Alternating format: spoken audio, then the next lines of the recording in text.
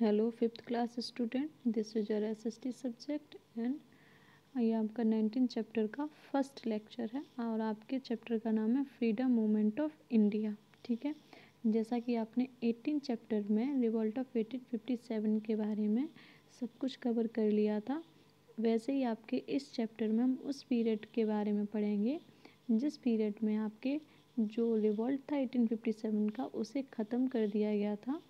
उसके बाद में आपके जो इंडिया के नेटिव्स थे उन्होंने फ्रीडम मूवमेंट स्टार्ट किए थे। तो आपके चैप्टर का नाम क्या है? फ्रीडम मूवमेंट ऑफ इंडिया, यानी भारत की स्वतंत्रता के लिए जो आंदोलन चलाए गए थे हम उसके बारे में पढ़ेंगे और किस किस ग्रेट पर्सनैलिटी ने ये मूवमेंट स्टार्ट किए थे, किसने क्या सेक्रीफाइस किया था, किसने क्या योगदान दिया था, हम उस सब चीज़ के बारे में इस चैप्टर में कवर करेंगे। ठीक है, चलिए पढ़ना शुरू करते हैं।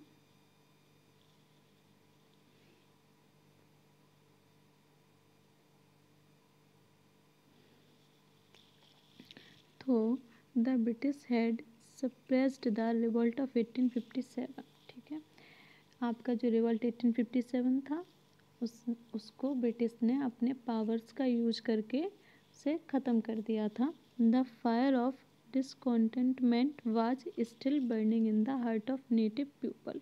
ठीक है, जो असंतोष की जो एक फीलिंग थी ना हम लोगों के नेटिव्स के अंदर, यानी उस टाइम के जो नेटिव्स थे इंडिया के, उनके हार्ट में एक असंतोष हो गया था। किसके खिलाफ हो गया था? ब्रिटिशर्स के, क्योंकि ये लोग बहुत ही हम लोगों के साथ गंदा व्यवहार करते थे और ये जो सिटीज़न थे हमारे इंडिया के, इनको एक स्लेव्स की तरह ट्रीट करते थे और हम लोगों के जो देश था उससे इनको केवल पैसा चाहिए था और रूल करते थे और इस पे हक जताते थे।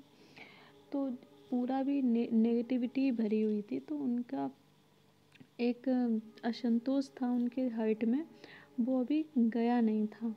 1857 का रिवॉल्ट उन्होंने ख़त्म तो कर दिया था, लेकिन फिज़िकली ख़त्म कर दिया था। लोगों के दिलों से वो उस आग को ख़त्म नहीं कर पाए थे जो अभी भी लगी हुई थी। ठीक है, तो हम लोग आगे बढ़ेंगे। आफ्टर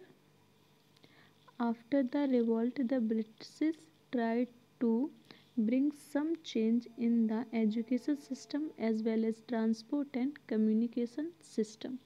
ठीक है, रिवोल्ट को उन्होंने जब ख़त्म किया उसके बाद उन्होंने ये ट्राई किया कि वो कुछ चेंजेस लाएं, किसमें? इंडिया के एजुकेशन सिस्टम में, ट्रांसपोर्ट में एंड कम्युनिकेशन में। ओके, चलिए, उन्होंने ये चेंजेस लाने का क्यों सोचा? अगर एजुकेशन में चेंज होगा तो जो उनके थॉट्स हैं, वेस्टर्न थॉट हैं, वो इंडियंस में आएंगे, तो उन कहीं ना कहीं उनके लिए जो कंडीशंस हैं वो अच्छी हो जाएंगी, उनका ही फ़ायदा होगा। ट्रांसपोर्ट अगर अच्छा करेंगे वो इंडियंस का, तो इससे भी उनको ही फ़ायदा होगा, क्योंकि अभी जो रूल कर रहे हैं वो हमारे ऊपर वही तो कर रहे थे, है ना। इसीलिए अगर ट्रांसपोर्ट अच्छा हो जाएगा तो उन्हें और ज़्यादा आसानी रहेगी अपने ट्रेड के लिए। ठीक है, अब कम्युनिकेशन सिस्टम अगर वो अच्छा करेंगे इसमें भी उनका ही फ़ायदा होगा। ठीक है, ट्रेडिंग वहीं की अच्छी होती है जहाँ का कम्युनिकेशन सिस्टम अच्छा होता है। ठीक है, वो जो कुछ भी कर रहे थे केवल अपने ही फ़ायदे के लिए कर रहे थे। ठीक है, आगे पढ़ेंगे। But the Indians were still dissatisfied. But जो इंडियंस थे वो अभी भी इनसे डिससेटिस्फाइड थे, यानी असंतोष था उनके अंदर, वो सेटिस्फाइड नहीं थे। ठीक है, the educated Indians realise that the main reason behind the disunity and backwardness in India society were the social evils like caste system, killing of female baby, सती प्रथा, चाइल्ड मैरिज। ये क्या थे? ये बुराइयां थीं, किसकी? इंडियन सोसाइटी की। वो बुराइयां क्या क्या थीं एक बार फिर हम लोग पढ़ेंगे। डिसयूनिटी मीन्स होती है एकता का अभाव होना, यानी सब लोग संगठित नहीं थे। ठीक है, बैकवर्डनेस मीन्स होता है पिछड़ापन। ठीक है, ये सोशल इवल्स थे। और वो क्यों थे? क्योंकि हमारे इंडियन सोसाइटी में कास्टिज्म सिस्टम बहुत ज़्यादा है। और आपको एक लड़के और लड़की में जो डिस्क्रिमिनेशन होता है ना, जेंडर डिस्क्रिमिनेशन भी बहुत ज़्यादा था। और सती प्रथा आप समझो बेटा, सती प्रथा उसको बोलते थे कि जैसे किसी फीमेल का हस्बैंड की डेथ हो जाती है तो उसे भी उसके साथ जला दिया जाता था, ठीक है वो। और चाइल्ड मैरिज, बहुत छोटे पे शादी कर दी जाती थी। तो ये क्या थी? ये हमारे सोशल जो था ना, सोसाइटी थी, ये बहुत ही बुराइयां थी उसकी, हमारी सोसाइटी की बुराइयां थी, जिससे हम बैकवर्ड थे और डिसयूनिटी के विक्टिम्स थे। ठीक है बेटा, चलिए। तो इन चीज़ों को ख़त्म करने के लिए उन्होंने सोचा, they thought that without the removal of social evils the state and fate of India could not be change. ठीक है, अब जो एजुकेटेड पर्सन थे उन्होंने सोचा जब तक हम इन बुराइयों को ख़त्म नहीं करेंगे अपनी सोसाइटी में से, तब तक हमारे भारत की किस्मत चेंज नहीं हो सकती। फेट मीन्स क्या होता है बेटा? किस्मत, है ना, भाग्य, भाग्य बोलते हैं।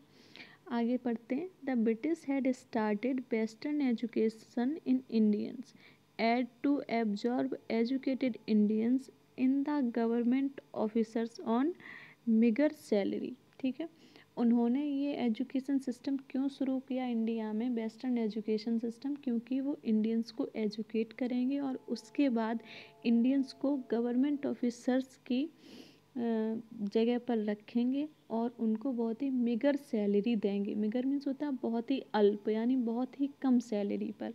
क्योंकि जो वेस्टर्न लोग थे, है ना, जो उनके ही कंट्री के थे, अगर वो गवर्नमेंट ऑफिसर बनेंगे तो उनको ज़्यादा सैलरी देनी पड़ेगी, जिससे उनका नुकसान होगा।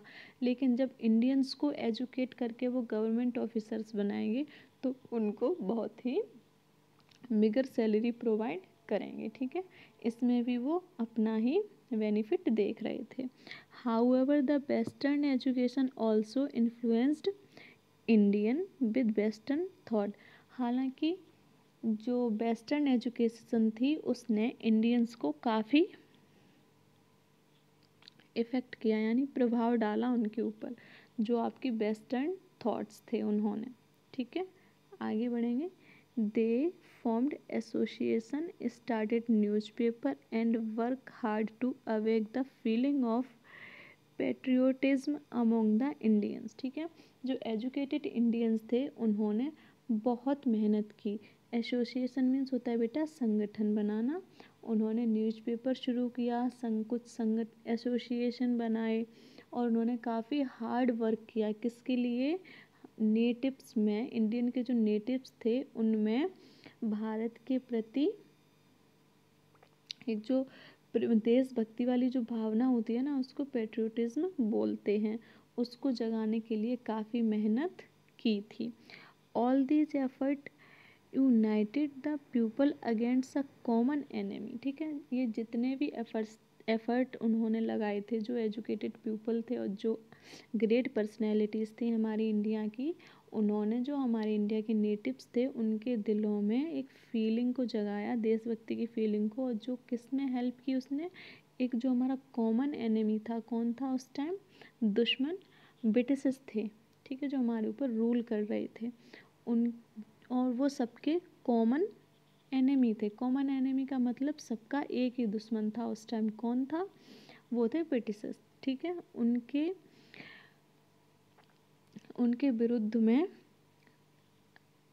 विरुद्ध में खड़ा किया। किसे? इंडियंस के नेटिव्स को। Many Indians rose the fight again injustice and bring reform to Indian society. ठीक है, बहुत सारे इंडियंस ने क्या किया?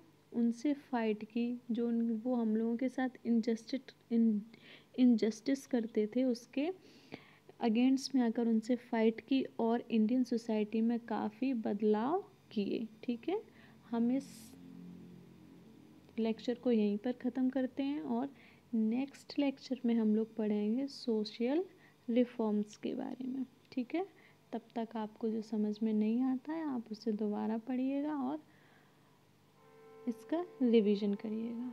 ठीक है।